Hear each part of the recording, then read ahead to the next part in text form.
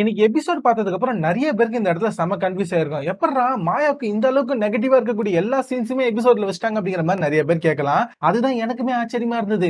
லைவ்ல இன்னும் பயங்கரமா நடந்தது. பட் அது எல்லாத்தையும் கட் பண்ணிட்டாங்கன்னு வச்சுக்கோங்களேன். புள்ளி கேங் இன்னைக்கும் காலையில இருந்து வன்மத்தை தான் கக்கனாங்க. நிக்சன் எல்லாம் திரும்பி வந்திருப்பாரு அப்படின்னு நினைச்சோம்ல, சத்தியமா கிடையாது. வந்த இடத்துல பாசிட்டிவிட்டியை ஸ்ப்ரெட் பண்ற அப்படிங்கிற பேர்ல அங்கங்க உட்காந்து வன்மத்தை தான் கக்கிட்டு இருந்தாப்ல. நான் கூட விசித்ராமா வந்தாங்க அப்படின்னா எல்லாத்தையும் பார்த்துட்டு வந்து வேற லெவல்ல சம்பவம் பண்ணுவாங்க அப்படின்னு நினைச்சா வந்ததுல இருந்து வன்மத்தை தாங்க கக்கறாங்க. சோ இவங்க எல்லாம் திருந்தவே மாட்டாங்க போல. அது மட்டும் இல்லாம இன்னைக்கு எபிசோட்ல சில ஹைலைட்டான மொமெண்ட்ஸ் எல்லாம் இருக்கு. எல்லாத்தையும் அப்படியே ஒண்ணா கலந்து கட்டி ஒரே வீடியோல பார்த்தரலாம். பட் வீடியோக்குள்ள போறதுக்கு முன்னாடி வீடியோ பக்கம் வந்து எல்லாரும் மறக்காம லைக் பண்ணிட்டு எத்தனாவது லைக் அப்படிங்கறத கமெண்ட்ல மென்ஷன் பண்ணுங்க. அது ரொம்ப முக்கியம். சோ அதை பண்ணுவீங்க அப்படின்னு நம்புறேன். சோ இப்ப டைரக்டா சம்பவத்துக்குள்ள போயிடலாம். இன்னைக்கு நாளுடைய முதல் சம்பவமே விஜய் வர்மாவோட என்ட்ரி தான். இவர் எதுக்காக வெளில அமிச்சிங்க? வெளில போறதுக்கு முன்னாடி தம்பி நீ எலிமினேட் இதுக்கு மேல கெஸ்டாவே உள்ளே இருந்துரு அப்படின்னு சொன்னா ஒரு பாட்டுக்கு உள்ளே இருந்திருப்பார்ல.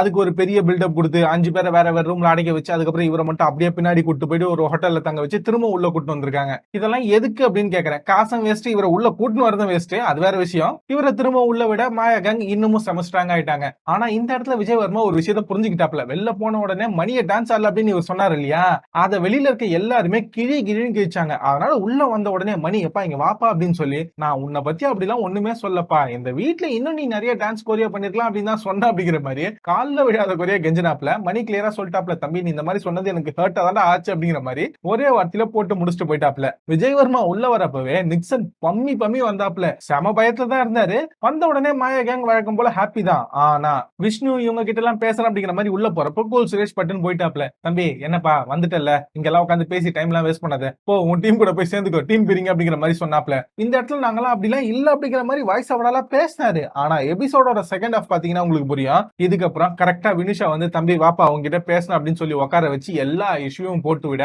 நிக்சனால பதில் சொல்ல முடியல. அதான் உண்மை. அக்கா தப்பு பண்ணிட்டேன், சாரி, என்ன பிரச்சனைக்கு தோண்டும் போது வேற வழி இல்லாம இப்படி பண்ணிட்டேன், சாரி அப்படிங்கிற மாதிரி 2-3 இடத்துல கால்ல விழாத குறைய கெஞ்சனாப்ல. அது மட்டும் இல்லாம இந்த இடத்துல அனன்யாவோட ட்ரூ ஃபேஸ் இருக்குல்ல, அது வெளில வந்தது. நிக்சன் இந்த இடத்துல கேட்கும்போது வினிஷா கிளியரா கேட்பாங்க, நீ 2-3 இடத்துல இந்த மாதிரி சொன்ன, நீ முதல்லயே சாரி கேட்டிருந்தா அப்படின்னா ஓகே, அதுவும் நான் ஹர்ட் ஆகுறேன் இல்ல வெளியில இது தப்பா போகுது அப்படிங்கிறதுக்காக எல்லாம் சாரி கேட்க கூடாது, நீ உணர்ந்து சாரி கேட்கணும் அப்படிங்கறது தான் அவங்க கேட்க வந்த விஷயம். நிக்சன் இந்த இடத்துல ஒரு கட்டத்துக்கு அப்புறம் நான் சாரி கேட்டுட்டேன், பட் திரும்ப திரும்ப நீங்க இதை கேட்கறதுனால இதை ரிஜிஸ்டர் பண்ற மாதிரி எனக்கு தோணுது அப்படிங்கிற மாதிரி சொல்ல இவங்க டென்ஷன் ஆயிடுவாங்க. தம்பி பாதிக்கப்பட்டது நான் எத்தனை வாட்டி வேணா ரிஜிஸ்டர் பண்ணுவேன்டா அப்படிங்கிற மாதிரி அவங்க காண்டாயிட்டாங்கன்னு வச்சுக்கோங்களேன். அதுக்கப்புறம் நிக்சனே வந்து சரி ஓகே நான் தப்பு பண்ணிட்டேன், நீங்க ரிஜிஸ்டர் பண்ற மாதிரி எனக்கு தெரிஞ்சது, அவ்வளவுதான், அப்படி இல்ல அப்படின்னா ஓகே என்ன மன்னிச்சிருங்க அப்படிங்கிற மாதிரி கேட்டு போயிருவாப்ல. இதுக்கப்புறம் பிக் பாஸ் மாயாவை கூப்பிட்டு உள்ள உட்கார வச்சு மாயாக்கு சொம்பு தூக்குற மாதிரியே ஒரு வீடியோ போட்டாப்ல. இதுல ஹைலைட் என்ன அப்படின்னா மாயா பிரதீப் இருந்த சீன்ஸ் எல்லாத்தையும் எபிசோட்ல கட் பண்ணிட்டாங்க. லைவ்ல பாத்துருந்தீங்க அப்படின்னா தெரியும். பிரதீப்போட ஃபேஸ் வரப்பலாம் மாயா அலண்டாங்க.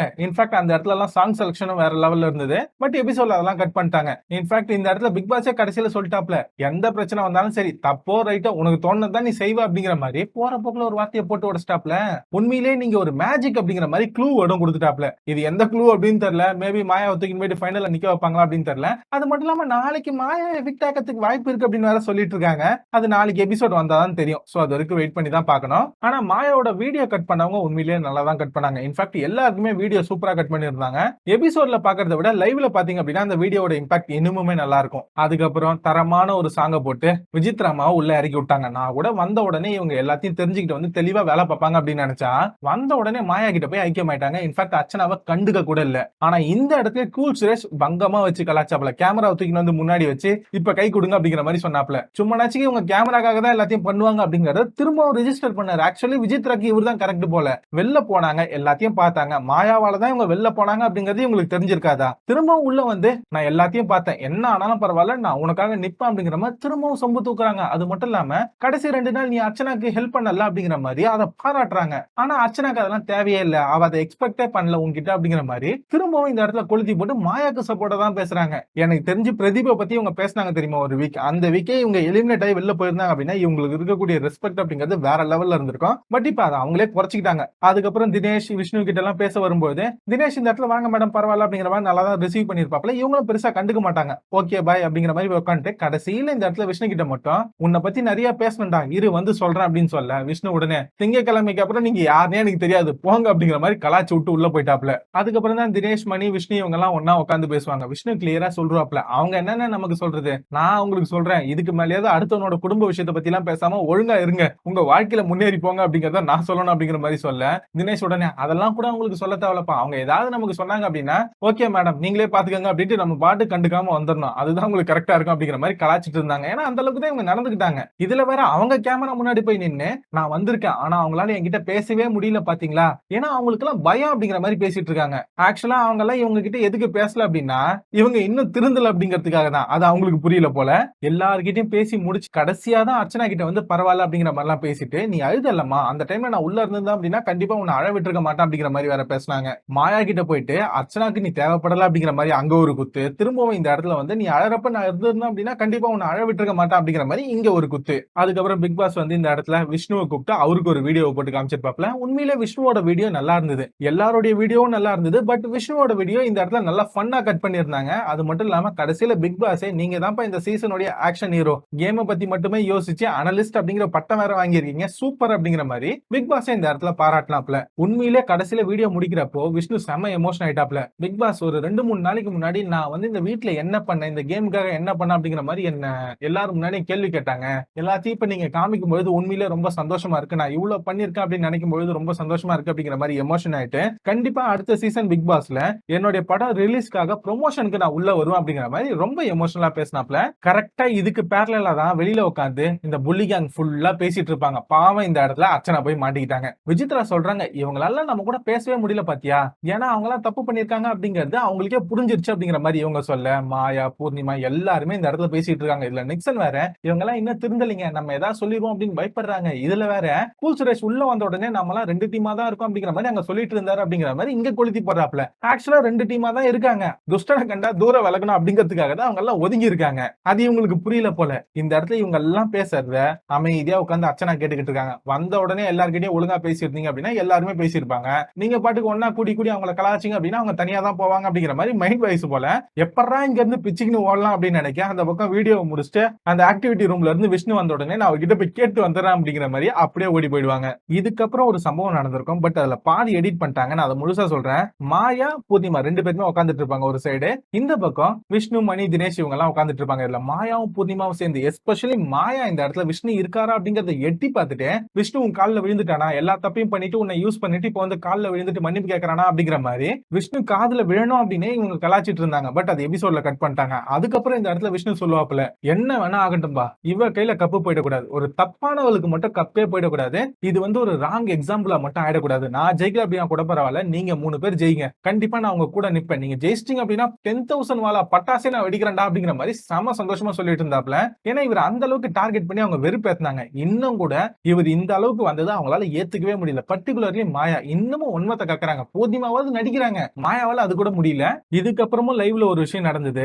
தினேஷ் கிளியரா கிராக் பண்ணிருப்பாப்ல. அர்ச்சனாக்கு வெளியில ஃபேம் அதிகமா இருக்கு. அந்த காரணத்தினால தான் அவள டீஃபேம் பண்ணணும் அப்படிங்கிற ஒரே விஷயத்துக்காக தான் உள்ள வந்து உட்கார வச்சு அவள இந்த மாதிரி எல்லாரும் டார்கெட் பண்ணி அடிக்கிறாங்க அப்படிங்கிற மாதிரி சொல்லி காலையில இருந்து அர்ச்சனாவை இவங்க கூட வச்சிட்டு இருப்பாரு. இவங்க கூட வந்ததுக்கு அப்புறம் தான் அர்ச்சனா உண்மையிலேயே நல்லா இருப்பாங்க. ஆக்சுவலி இவங்க கூட சேர்ந்து பாட்டு பாடிக்கிட்டு ஃபன் பண்ணிக்கிட்டு ரொம்ப ஹாப்பியா இருப்பாங்க. இதுக்கு நடுவுல பாட்டு பாடுறான் அப்படிங்கிற மாதிரி கானா பாலாவெல்லாம் கூப்பிட்டு உட்கார வச்சு ஒரு செஷன் பண்ணிருப்பாங்க.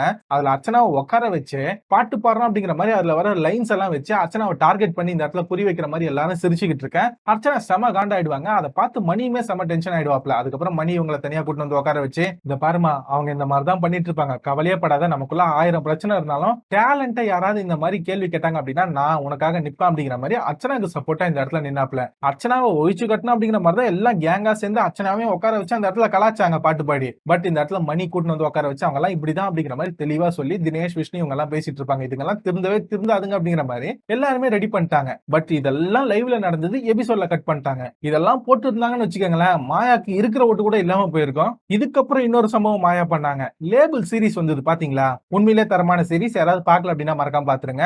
அதனுடைய இயக்குனர் அருள்ராஜா காமராஜ் உள்ள வந்தாப்ல. உள்ள வந்த உடனே எல்லாரையும் வெல்கம் பண்ணி உட்கார வச்சு, நான் இந்த மாதிரி சீரிஸ் பண்ணிருக்கேன்ப்பா. ஒருத்தருக்கும் ஒரு அடையாளம் இருக்கு. அந்த அடையாளத்தை வச்சு அவங்க டார்கெட் பண்றது ரொம்ப தப்பு. அந்த மாதிரி நீங்க எதையாவது ஃபேஸ் பண்ணிருக்கீங்களா அப்படிங்கிற மாதிரி ஒரு கேள்வி கேட்டு எல்லாருக்கிட்டையும் கேட்டாப்ல. அர்ச்சனா வந்து கிளியரா சொல்லிட்டாங்க, வில்லி அப்படிங்கிற லேபிள் என் மேல இருக்கு. அதை மாத்தறதுக்காக தான் நான் உள்ள வந்திருக்கேன் அப்படிங்கிற மாதிரிலாம் சொல்லி பேச மாயா இதுலயும் லைட்டா நக்கலா சிரிச்சாங்கன்னு வச்சுக்கோங்களேன். நிக்சன் இந்த இடத்துல நான் நார்த் மெட்ராஸ் பாஷை பேசுறதுனால என்னுடைய அப்பாவும் அப்படிதான் இருப்பாரு அப்படின்ற மாதிரி எல்லாரும் நினைச்சிட்டாங்க. ஆக்சுவலா நான் வந்து வெஸ்ட் மெட்ராஸ் பசங்களோட இருந்து என்னோட பாஷை இப்படி வந்துருச்சு. ஆனா நான் இந்த மாதிரி ஸ்லாங் பேசுறதுனாலயே நான் அப்படிப்பட்ட பையன் தான் அப்படிங்கிற மாதிரி எல்லாரும் நினைக்கிறாங்க அப்படிங்கிற மாதிரி இவர் சொல்லிக்கிட்டு இருக்காப்ல. இவருடைய பாஷையை வச்சு வெளியில இருக்க மக்கள் யாருமே இவர் டிசைட் பண்ணல. இவர் நடந்துகிட்ட விதத்தை வச்சு மட்டுமே தான் எல்லாருமே இவரை டிசைட் பண்ணாங்க. அது இன்னமும் இவருக்கு புரியல. அதுக்கப்புறம் விசித்ரா வந்து தன்னுடைய இந்த கிளாமர் ஆர்டிஸ்ட் அப்படிங்கிற அந்த பேரை மாத்தணும். அது மட்டும் இல்லாம அந்த இமேஜை மாத்தணும். வேற ஒரு கேரக்டர் பண்ணணும். அதை மக்களுக்கு ப்ரூவ் பண்ணணும் அப்படிங்கிறதுக்காக தான் நான் இங்க வந்தேன் அப்படிங்கிற மாதிரி அவங்களும் தெளிவா சொன்னாங்க. ஆனா இந்த இடத்துல மாயா கிட்ட ஒரு கேள்வி கேட்டாரு பாருங்க இவரு. அதை எபிசோட்ல கட் பண்ணிட்டாங்க. நான் வந்து கெஸ்டா வந்ததுனால என்ன இப்படி ரிசீவ் பண்ணீங்க. சப்போஸ் நான் கெஸ்ட்டுக்கு பதிலா ஒரு கண்டஸ்டன்டா உள்ள வந்தேன்னா என்ன இப்படி ரிசீவ் பண்ணுவீங்களா அப்படின்னு கேட்க மாயா உடனே நாங்க அப்படி பண்ண மாட்டோம் அப்படின்னு சொல்லி ஒரு காண்டாயிடுவார் போல. டக்குன்னு நாங்க அப்படின்லாம் சொல்லாதீங்க, நான் அப்படின்னு சொல்லுங்க, தைரியமா சொல்லுங்க, அதுல ஒரு நேர்மை இருக்கு, நான் அதை ஒத்துக்கிறேன். நாங்க அப்படின்னு கூட்டு சேர்த்துக்கிட்டீங்க அப்படின்னா உங்களுக்கு நேர்மையே கிடையாது அப்படிங்கிற மாதிரி லைட்டா கலாச்சு விட்டுருவாப்ல. அதுல இந்த சைடு எல்லாருமே கிளாப் பண்ண மாயா அந்த இடத்துல உண்மையிலே டவுன் ஆயிடுவாங்க. அவங்களுக்கு புரிஞ்சிருச்சு நம்ம செய்யலாம் அப்படின்னு பார்த்தா இவனுங்க எல்லாத்தையும் கண்டுபிடிச்சு நம்மள செய்யறானுங்களே அப்படிங்கிற மாதிரி மாயாக்கே புரிஞ்சிருச்சு. அதுக்கப்புறம் பூர்ணிமா கிட்ட திட்டத்திட்ட ஒரு 1/2 மணி நேரத்துக்கு புலம்புனாங்க. பட் அதெல்லாம் எபிசோட்ல கட் பண்ணிட்டாங்க. சோ அருள்ராஜா காமராஜா வந்து அதுக்கப்புறம் அந்த டீசர் எல்லாத்தையும் ப்ளே பண்ணி காமிச்சிட்டு அவர் பாட்டுக்கு போயிடுவாப்ல. இதுக்கப்புறம் ரவீனா மணிக்கடையில ஒரு சின்ன கான்வர்சேஷன் போகும். பட் அதுக்கு முன்னாடி ரவீனா உட்காந்து நிக்சன் கிட்ட பேசிக்கிட்டு இருக்கு. அதுதான் ஹைலைட். நிக்சன் கிட்ட உட்காந்து ரவீனா மணிக்கடையில இருக்கக்கூடிய பர்சனல் விஷயங்களை பேசுது. இதெல்லாம் எங்க போய் முடிய போகுது அப்படின்னு தெரியல. நிக்சனும் விவசாயே இல்லாம நான் அட்வைஸ் பண்றேன் பாரு அப்படிங்கிற மாதிரி அட்வைஸ் பண்ணிட்டு இருக்காப்ல. லைவ்ல பெருசா போச்சுன்னு வச்சுக்கோங்களேன். ரவீனா வந்து சொல்லுது, ஆக்சுவலா நான் வந்து நிறைய இடத்துல மணிக்கு சப்போர்ட் தான் பண்ணேன். ஆனா வெளியில வந்து என்னால மணியோட கேம் கெட்டு போச்சு அப்படிங்கிற மாதிரி சொல்றாங்க. வெளியில பயங்கர நெகட்டிவிட்டி எனக்கு வந்துருச்சு அப்படிங்கிற மாதிரி ரவீனா பொண்ணு சொல்லுது. இந்த ஷோ பாக்குற மக்கள்கிட்டயே கேக்குறேன், ஆரம்பத்துல ரவீனா மணி பண்ணது ஆக்சுவலா எல்லார்கிட்டயுமே ஓரளவுக்கு நல்ல பேர் தான் வாங்குச்சு. அதுக்கப்புறம் அதாவது 2வது 3வது வாரங்கள்ல மணி வந்து ரவீனாவை கண்ட்ரோல் பண்றாரு அப்படிங்கிற மாதிரி தான் எல்லாரும் நினைச்சாங்க. ஆனா பிரதீப் எவிக்ட் ஆகி போனதுக்கு அப்புறம் தான் ரவீனாவுடைய விஷப்பாட்டல் தானே எல்லாருக்கும் தெரிஞ்சது. அதுக்கப்புறம் தான் தெரிஞ்சது மணி வந்து ரவீனாவை ஆக்சுவலா மாயா கேங்ல சேர விடாம ப்ரொடெக்ட் பண்றாரு அப்படிங்கிற மாதிரி. அதனால இவங்க 2 பேர் சேர்ந்து இருந்ததுனால மணிக்கு தான் ஆபத்து அப்படிங்கிறது எப்ப நம்ம எல்லாரும் சொல்ல ஆரம்பிச்சோம் அப்படின்னா எஸ்பெஷலி அந்த டான்ஸ் மாரத்தான் டாஸ்க்ல தான். அங்க இவங்க மொத்தமா பணத்தை தூக்கி கொடுத்ததுக்கு அப்புறம் தான் மணியோட கேமே இவங்களால கெட்டது அப்படிங்கிற மாதிரி எல்லாரும் சொல்ல ஆரம்பிச்சோம். கரெக்டா? இதை தவிர எந்த இடத்துலயுமே ரவீனாவால மணி கெட்டு போயிட்டாரு அப்படிங்கிற மாதிரி யாருமே சொல்லல. ஆனா இந்த இடத்துல வந்து ஆடியன்ஸ் எல்லாருமே மணியோட கேம் கெட்டு போனதுக்கு ரவீனா தான் காரணம் அப்படின்னு சொல்றாங்க அப்படின்னா அது அந்த டான்ஸ் மாரத்தான் டாஸ்க்கு அப்புறம் தான். ஆனா அப்படிலாம் நடக்கவே இல்லை அப்படிங்கிற மாதிரி உள்ள வந்து சொன்னது மட்டும் இல்லாம நான் அவர்கிட்ட நிறைய விஷயம் பேசணும் அப்படிங்கிற மாதிரிலாம் சொல்லிக்கிட்டு இருக்கேன். இன்னொரு விஷயத்தையும் சொன்னாங்க. அதை இந்த இடத்துல கட் பண்ணிட்டாங்க. ஆக்சுவலா ரவீனாவும் மணி இதுக்கு முன்னாடி நிறைய ஃபாரின் ட்ரிப்லாம் போனாங்க இல்லையா? அங்கெல்லாம் வந்து ரவீனா வந்து மணி வந்து தங்கச்சி அப்படின்னு தான் சொன்னாராம். அதுக்கப்புறம் தான் இப்போ அந்த ரிலேஷன்ஷிப் மாறிச்சான். ஆனா இந்த வீட்டுக்குள்ள வந்து மணி வந்து எல்லார்கிட்டயும் எங்க அம்மா ஒத்துக்கிட்டாங்க அப்படிங்கிற மாதிரி சொல்லியிருக்காரு அப்படிங்கிற மாதிரி இவங்க சொன்னாங்க. ஆக்சுவலா இவங்க வீட்டுக்குள்ள இருந்ததை வச்சு மணி சொன்னாலும் சொல்லலனாலும் ஆடியன்ஸே அப்படிதான் நினைப்பாங்கன்னு வச்சுக்கோங்களேன். ஆனா நான் அவர்கிட்ட நிறைய விஷயம் பேசணும் அப்படிங்கிற மாதிரிலாம் சொல்ல நிக்சன் ஒரு வார்த்தை சொல்றாப்ல, அவரு உங்ககிட்ட சொல்றதை வச்செல்லாம் நீ எதையும் முடிவு பண்ணக்கூடாது, உனக்குன்னு ஒரு சுயபுத்தி இல்ல, அவர் எப்படி உன்னை கண்ட்ரோல் பண்ணலாம் அப்படிங்கிற மாதிரி பர்சனல் விஷயத்துக்குள்ள 3வது மனுஷன் உட்காந்து அட்வைஸ் பண்ணிக்கிட்டு இருக்காப்ல. அதையும் ரவீனா பொண்ணு கேட்டுக்கிட்டு இருக்கு. இன்ஃபேக்ட் நிக்சன் கூட ரவீனாவை பேசக்கூடாது அப்படின்னு மணி சொன்னது தப்பு அப்படிங்கிற மாதிரி நிக்சன் சொல்லிக்கிட்டு இருக்காப்ல. ஆக்சுவலி மணி அப்படி பண்ணது சரிதான். ஏன்னா நிக்சன் கூட போயிருந்தது அப்படின்னா என்ன இருக்கும் அப்படிங்கிறது உங்களுக்கே தெரியும். இதெல்லாம் முடிச்சதுக்கு அப்புறம் இந்த ரவீனா பொண்ணு திரும்பவும் மணி கிட்ட போய் உட்காந்து பேச ஆரம்பிக்கும். மணி வாங்க அப்படிங்கிற மாதிரி. மணி ஏற்கனவே செம அப்செட் ஆயிருப்பாரு. ஏன்னா மாயகங்களாம் இந்த சைடு எல்லாரையும் கடுப்பேத்தி விட்டாங்க இல்லையா? அதுலயே கொஞ்சம் அப்செட் ஆயிருப்பாரு. அவங்க கூடவே இந்த இடத்துல ரவீனா உட்கார்ந்து இருந்தாலே அவருக்கு கொஞ்சம் கடுப்பு இருந்திருக்கும். அதுக்கப்புறம் நிக்சன் கூட எல்லாம் பேசும்போது இன்னும் காண்டா இருப்பாரு. சரி இங்க வாங்க அப்படின்னு சொல்லி கூப்பிட்டு உட்கார வச்சு பேச, இதை பாருமா எனக்கு நிறைய பேசணும், பட் வெளியில போய் பேசிக்கலாம், இங்க எதுவும் பேச தேவையில்ல அப்படிங்கிற மாதிரி அவரும் சொல்ல இவங்களும் சரி ஓகே அப்படின்னு சொல்லிட்டு அந்த கான்வர்சேஷனை முடிச்சிருப்பாங்க. பெருசா போவோம், நான் ரொம்ப ஷார்ட்டா சொல்லிட்டேன்னு வச்சுக்கோங்களேன். இதுக்கப்புறம் பிக் பாஸே இன்னைக்கு தான் லாஸ்ட் டே அப்படிங்கிறதுனால, அதாவது எல்லா கண்டஸ்டன்ஸும் வீட்டுக்குள்ள இருக்கிறது இன்னைக்கு தான் லாஸ்ட் டே இல்லையா? அதனால எல்லாரையும் கூப்பிட்டு உட்கார வச்சு ஒரு பாட்டெல்லாம் போட்டாப்ல. ஒரு சின்ன கச்சேரி மாதிரி நடத்தினாங்க. சூப்பர் சிங்கர்ல இருந்து ஆட்கள் எல்லாத்தையும் கூட்டிட்டு வந்து உட்கார வச்சு இந்த இடத்துல அர்ச்சனா வந்து ஒரு பாட்டு பாடினாங்க. சோ இது ஒரு 10 நிமிஷத்துக்கு போச்சு. அதுக்கப்புறம் இந்த இடத்துல அர்ச்சனாவை கூப்பிட்டு ஒரு வீடியோ போட்டாப்ல. இந்த வீடியோல தான் சம்பவமே இருக்கு. மாயா வந்து அர்ச்சனா கால்ல விழுந்தாங்க இல்லையா? அந்த 2 சீக்வன்ஸையும் அப்படியே போட்டாங்க. அது மட்டும் இல்லாம பிக் பாஸே கடைசியில சொல்லிட்டாப்ல, உங்களுக்கு ஒரு விஷயம் சரி அப்படின்னு பட்டதுன்னா யார் என்ன சொன்னாலும் அதுல சரியா நின்னு இருக்கீங்க, அதுக்கு என்னுடைய வாழ்த்துக்கள் அப்படிங்கிற மாதிரிலாம் சொல்லி அந்த வீடியோவை முடிக்க அர்ச்சனாவும் ரொம்ப எமோஷனல் ஆயிருப்பாங்க. அதுக்கடுத்து மணியை கூப்பிட்டு உட்கார வச்சு மணிக்கான வீடியோவை போட்டு காமிச்சு இந்த வீட்டுல போட்ட ஒவ்வொரு பாட்டுக்கும் மணியோட டான்ஸ் அந்த அளவுக்கு ஆப்டா பொருந்து இருக்கு அப்படிங்கிற மாதிரி சொல்லி மணியையும் சந்தோஷப்படுத்தி வெளில அமிச்சாப்ல. சோ இதோட தான் இன்னைக்கு எபிசோட் முடியுது. லைவ்ல நடந்த நிறைய விஷயங்களை எபிசோட்ல கட் பண்ணிட்டாங்க. இருந்தாலுமே மாயாக்கு நெகட்டிவா போகக்கூடிய எல்லா விஷயத்தையும் அங்கங்க லைட்டா காமிச்சிட்டாங்கன்னு வச்சுக்கோங்களேன். ஃபர்ஸ்ட் மாயா வந்து விஷ்ணுவை கலாச்சத முழுசா போடல, பட் அதனோட ஆஃப்டர் எஃபெக்ட் என்ன அப்படிங்கறத தினேஷ் சொன்னார் இல்லையா? அதை போட்டாங்க. அது மட்டும் இல்லாம மாயா வந்து அர்ச்சனா கால்ல விழுற மாதிரி இருக்கக்கூடிய விஷயத்த அந்த வீடியோல போட்டாங்க. சோ இதோட ஓட்டிங்லாம் முடியுது அப்படின்னு நினைக்கிறேன். நாளைக்கு மாயா எவிக்ட் ஆகுறாங்க அப்படிங்கிற மாதிரி ஒரு நியூஸ் வந்துகிட்டு இருக்கு. எந்த அளவுக்கு உண்மை அப்படின்னு தெரியல. அப்படி மட்டும் இருந்தது அப்படின்னா மக்கள் எல்லாம் நாளைக்கே பொங்கல் கொண்டாட ஆரம்பிச்சிருவாங்க அப்படின்னு நினைக்கிறேன். மேபி நாளைக்கு மாயாவை எவிக்ட் பண்றப்போ எல்லா கண்டஸ்டன்ஸையும் வெளில அனுப்பிச்சிருவாங்க அப்படின்னு நினைக்கிறேன். பட் மாயா தான் எவிக்ட் ஆகுறாங்களா அப்படின்னு கன்ஃபார்மா தெரியல. வெயிட் பண்ணி தான் பார்க்கணும். சோ இன்னைக்கு எபிசோட பத்தின உங்களோட ஒப்பீனியன் என்ன? நீங்க யாருக்கு ஓட்டு போட போறீங்க அப்படிங்கறத மறக்காம கமெண்ட்ல சொல்லுங்க. அது மட்டும் இல்லாம இந்த வீடியோ இவ்வளவு தூரம் பார்த்திருக்கீங்க அப்படின்னு அப்படினாலே உங்களுக்கு இந்த வீடியோ பிடிச்சிருக்கு அப்படின்னு அர்த்தம். சோ போற போக்குல ஒரு லைக் போட்டு எத்தனாவது லைக் அப்படிங்கறத கமெண்ட்ல சொன்னீங்க அப்படின்னா நான் ரொம்ப ஹாப்பி ஆயிடுவேன். சோ இத பண்ணுவீங்க அப்படி நம்ம வீடியோ முடிச்சுக்கிறேன். நான் அடுத்த வீடியோல உங்க எல்லாரையும் மீட் பண்றேன். Until then, bye bye. Thank you guys.